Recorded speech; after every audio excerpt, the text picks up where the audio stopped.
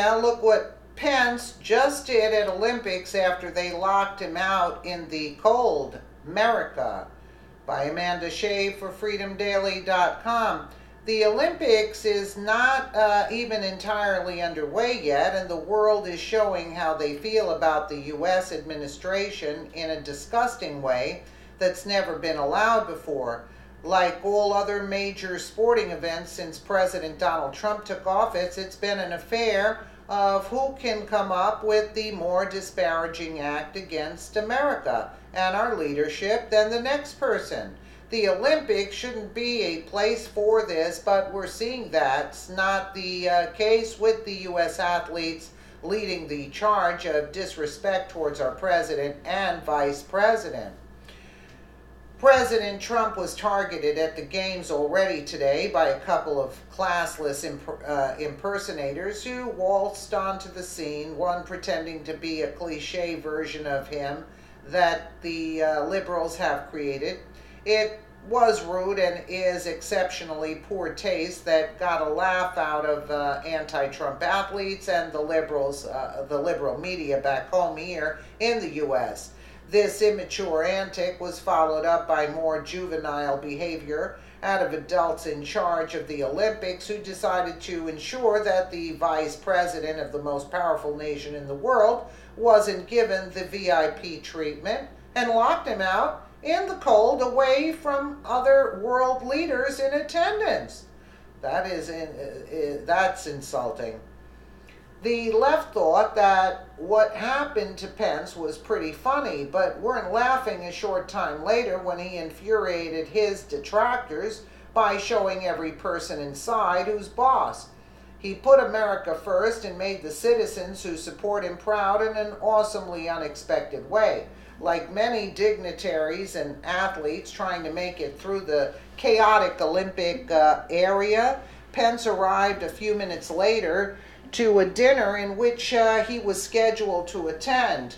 While it's not uncommon, the organizers were quick to use it against him and refused him a seat at the table. Rather than letting him in, they left him outside as a total show of disrespect. The Washington Post Anna Fifield reported that Pence is at the 2018 Games representing President Donald Trump's administration.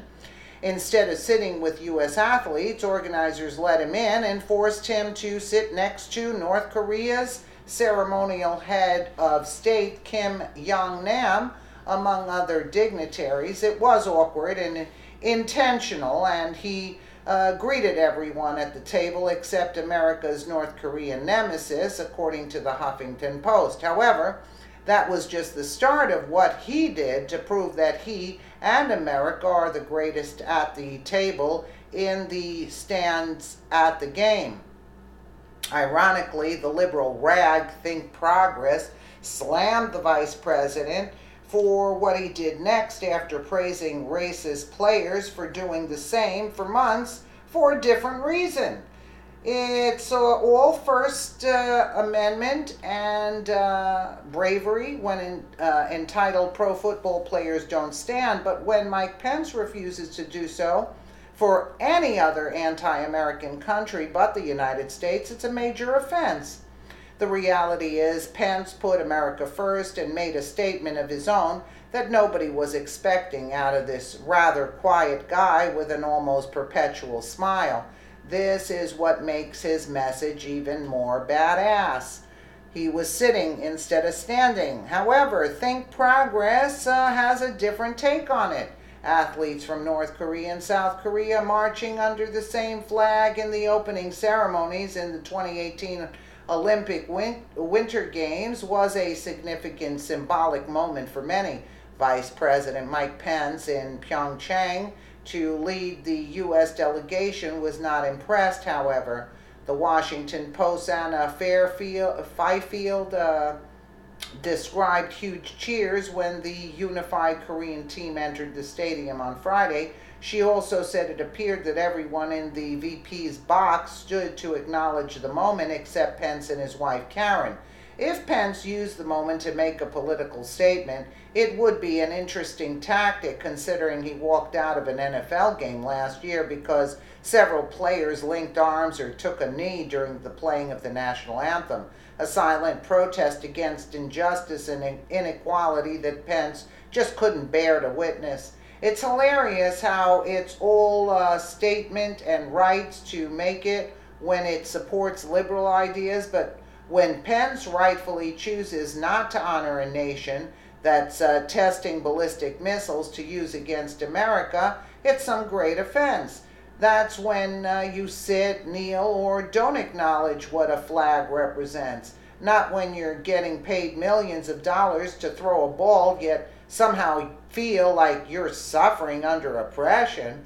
The real people who know what the true oppression really feels like are living under North Korea's regime without electricity, food, or information from the outside world.